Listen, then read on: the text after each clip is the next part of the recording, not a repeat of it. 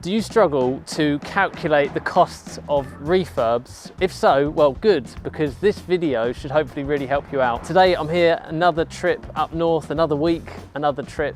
And in this video, we're visiting multiple different refurbs at different stages. And I thought it'd be a great chance to walk you through some of the costs involved in refurbs. So let's go and take a look. So today we are actually in Coppell, which is just outside of Wigan, or between Wigan and Chorley. Quite a nice little village actually. Obviously it is on the main road, the property is, but this property has been purchased for a client that wants us to do a refurb, and obviously at the end of it he's then going to probably flip the property on and sell it, possibly keep it, but most likely flip it. We don't tend to do flips, but we are managing the refurb on this one for the client. Just to pre-warn you, we've literally, not me, but the builder has literally just got the keys on this one.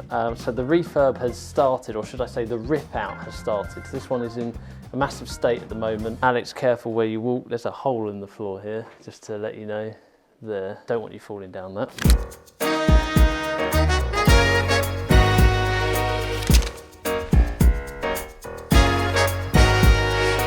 So moving into the sitting room, it's a fairly standard layout for most of these cottages. So like small sitting room, fairly good sized kitchen, back lobby, bathroom, and obviously bedrooms upstairs.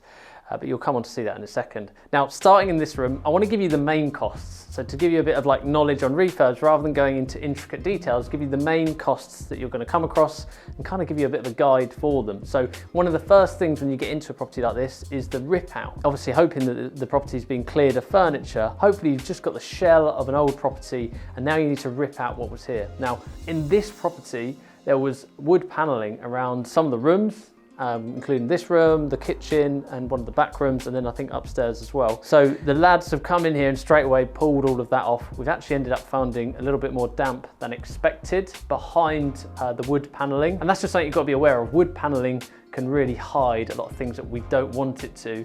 You know, we've missed that, and the surveyors missed that as well. So it just shows you to take extra caution when there's wood paneling. So the first cost, I guess, to start with is ripping out. So if we're looking to rip out, let's say a 2-bed or a 3-bed, and we're ripping out kitchen, bathrooms, maybe we're stripping wallpaper, we need a couple of skips, you might be looking at somewhere between like £1,000 and £1,400 plus a couple of skips, so maybe 500 quid or 520 quid roughly for a couple of skips here as your total costs for your rip out, providing there aren't too many nasties or extra things found along the way. So that's number one. If we move on through, the other thing you'll start to notice as I'm walking through is that you'll see that there is wires hanging down, and that is because we've had a rewire done. So rewires, typically, depending how big the house is, if you're having a new consumer unit, full rewire done, somewhere in the range of like £3,500. Again, this is typically what I've found. You may well have found something different, or you might be a tradesperson, you might be able to get this for a much better price. But for me, as someone that works with builders, I'm giving a lot of people that haven't got this experience a rough and approximate price for doing this in like a 2 or a 3-bedroom cottage here in the north, okay? So that's the rewire. The next thing I want to talk to you about is the kitchen, because we are now standing in the kitchen, this is actually a lovely sized room. The first thing you're going to want to do when you get the keys for a property like this is, once it's been stripped out, is you want to think, right, I need to get that kitchen on order, because if there's a delay, it can really hold up the project. So what we do is we get Tom, the builder, to give us measurements for the kitchen. So he's given us measurements of this side, because we're going to have base units along here, boiler in the corner, and then on the other side, which I'll show you some shots of, we're going to have base units, the oven, the induction hob, and then we're going to have some wall units as well, both going into the corners. On this side, because the pipe work is here, we're going to have the sink, so it's nice and looking out the window.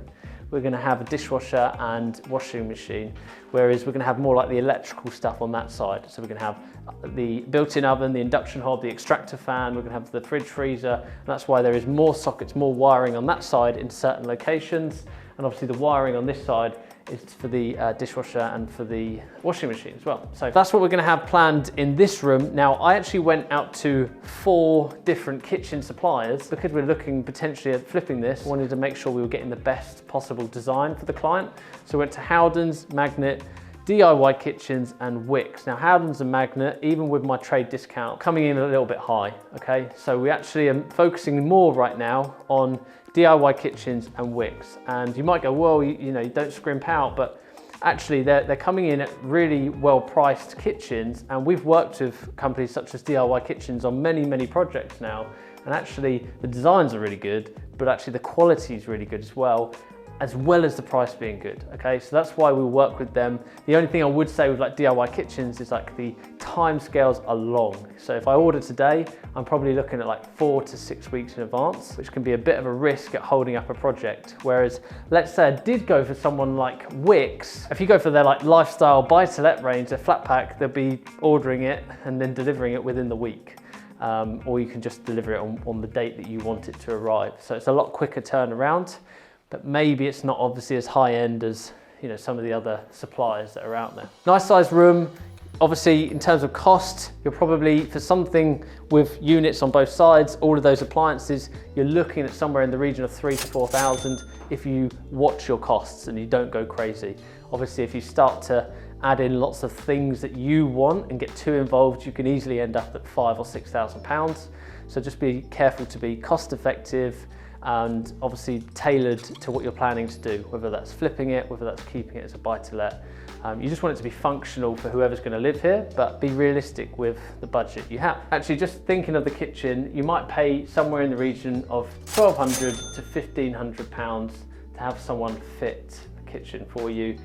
Obviously, if it's flat pack, that could be more. Right, we're at the back of the house now, so back porch, bathroom. Generally speaking, for a 3-piece suite, so like a bath with an electric shower above, a toilet and a sink, you're probably, in terms of like the material costs, you're probably looking at like £700 or £800. You might be able to get it for less, but if you want a half decent suite, £700 or £800, again, you might pay someone between £1,000 and £1,200 to come in and fit this suite for you. Back door, obviously similar cost to the front door in the sense of UPVC door, probably cost you somewhere like £900. If we head on upstairs, careful where we step as there's lots of holes in the floor. This is the third smallest bedroom, the back bedroom, which overlooks a really nice park actually, and the garden, which is currently full of the rubbish from inside this house. There used to be a boiler on this back wall here, and obviously boiler in a bedroom, not really ideal. Sometimes we can't help it, or if it's in a cupboard, it's not the end of the world, but if it's on the wall here, maybe it needs replacing. It's probably ideal to relocate it if you can. So we decided to put it in the kitchen downstairs in the corner nearest to the window. Obviously we'll get the hole filled in, make it look as if this was never here. And in terms of costs, again, you might be thinking, well, how much does it cost to have obviously all the plumbing replaced, all the pipe work, radiators, obviously a new boiler. Again, it depends on the size of the property, depends on the boiler you're going to get, depends on how many radiators you need, but typically we might be looking at about £4,500, maybe 3.5 to 4.5, depending what we're getting, how many radiators, how much pipe work is required to be replaced, etc. But yeah, in this property, a lot of it was being stripped out, replaced, so we're looking at about £4,500 total cost here. If we head to the front bedroom, again, this room has been completely stripped of all the wallpaper. As you can see, these lovely walls, the plaster's completely blown, and yeah, it needs to be stripped back, probably boarded out, including the ceiling, and then plastered and skimmed on top of. As we're talking about the walls, plastering, I might as well give you a cost for this. And before I do, the reason I'm giving quite big ranges is because typically these costs really will vary depending on the area you're in, the size of the property, but also how busy the tradesperson is, how good the tradesperson is, what their reputation is, and what their finish is like. So I might say to you, look, today that the cost to replaster a whole house is £3,000, but there's quite a lot of variables there, because if someone is skimming over in a property, that's obviously a lot less work, a lot less materials. But if someone has to obviously bond and then skim, or if someone has to board out a lot of the walls and then skim, well, there's a lot of added costs. So a 2 to 3 bedroom property or cottage like this could cost anywhere from sort of £2,500 all the way to sort of £3,500 to have the plastering done, depending on what is required in that. But in this room, nice size room, we're just gonna keep it very simple. Why? Obviously you're gonna need all the skirtings replaced. And there's a cupboard in the corner here, which we're actually gonna rip out. We're just gonna have it finished off really nicely, either for a freestanding wardrobe, or potentially if someone wants to move in and put their own bespoke wardrobe in there, then it's entirely their choice. If we move into the second bedroom, because we were in the third bedroom, careful where you step, that one's a bit loose, that one's loose, health hazard this. Again, just a nice sized room, right? Okay, there isn't much to say in this room other than the ceiling is sagging a bit, so that's going to need to be sorted. The double glazing isn't too bad, but this window pane is blown. Okay, so maybe I talked to you about window panes. Sometimes rather than coming in and replacing all the windows, if the double glazing is decent and fully functional, we might leave it, but we might just replace the window panes. Depending how many panes there are, obviously would be how much the cost is, but typically looking 100, 150 quid per pane, or for a couple of panes depending on the size of them. So just to finish off with this house tour, this refurb, probably looking at somewhere between like 8 and 10 weeks to spin this one around. If Tom and the lads weren't so busy, they're really busy right now, which is great for them.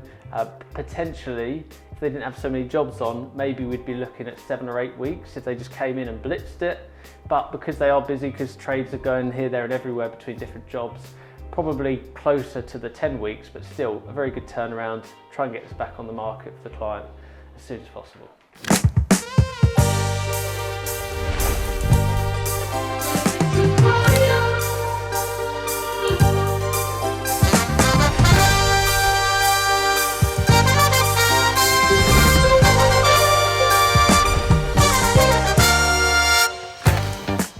Welcome, come on in, good to see you again. This property we've just arrived at is in Liverpool. So we are now in L13, which is a really nice part of Liverpool in terms of investing, quite a nice family orientated area. And this property has actually been bought again for a client, and it's semi kind of turnkey. So when we're trying to buy turnkey properties, you've probably heard me say this, we're looking for minimal maintenance. We want to turn them around quickly, get them rented so the client can get the most from the property. So we'll have a quick look around this house, and I'm going to give you some costings or some prices for a couple of essential things that we'll be doing in here. Obviously, the first thing on a property of this size, of this condition, should I say, it's going to need painting. Okay, so it's been lived in, it's been a home for many years. Obviously, there's some nice features going on, and a lot of the walls have seen wear and tear. So as we go through the property, you're going to see there's going to need a full repaint. When we're looking at repainting a 2 or a 3 bedroom property, of course, the price for a full repaint is going to change, but typically for a 2 bed we might be looking at about 1,400 quid. For a 3 bed we might be looking at £1,600, £1,700, and that is, full whitewash throughout the property on the walls, and obviously woodwork, like a satin white. Can even do grey if you want as well. But yeah, typically about £1,600 you might be looking like for something like this typically in Liverpool. Now obviously on top of that, it's going to need a deep clean, a full clean throughout. That's probably going to be like 200-300 quid for the day. But yeah, really nice family house, great courtyard garden. It has a downstairs toilet, which I'll overlay some footage of, which is kind of like a toilet utility. And then if we head on upstairs, it's got this wonderful, really nice front entrance hall.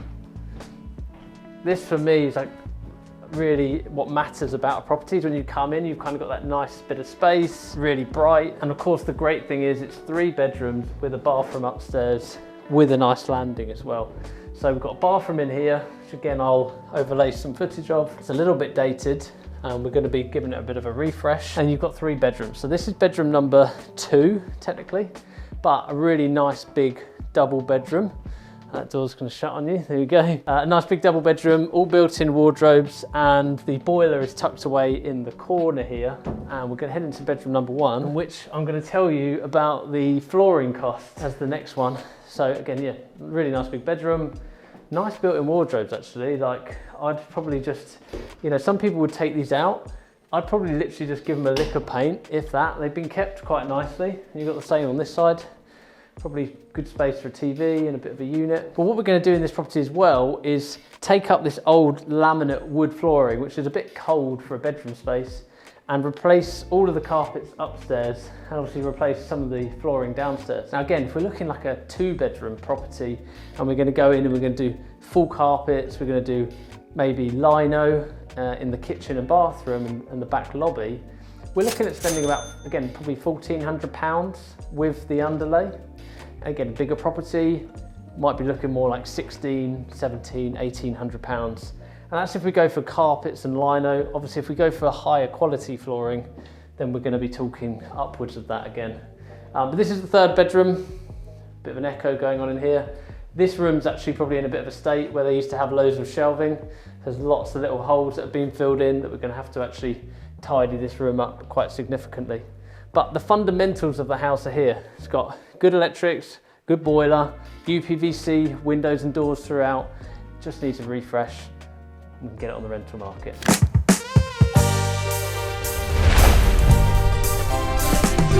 We are back in the car. We are back to back today, literally going from one refurb to another refurb to another refurb, which is the way I like it, a packed diary, make the most of my time up here. And we've just arrived in another part of L13, which is just under 10 minutes away from the last house. This is going to be a full refurb, but I sadly cannot take you in there as the client hasn't yet completed or bought the property, and I'm meeting the owner of the property at the house.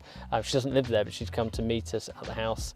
I think she's inherited it and it's needs a complete overhaul, complete refurb. So I'm going to be meeting Tom there, the builder there, going through the quote and going through what we'd kind of initially estimated, and I guess obviously putting more of a detailed plan in place now that it's near to completion. As I can't take you in or the camera in, I could try and get some quick clips on my phone so we can overlay them here.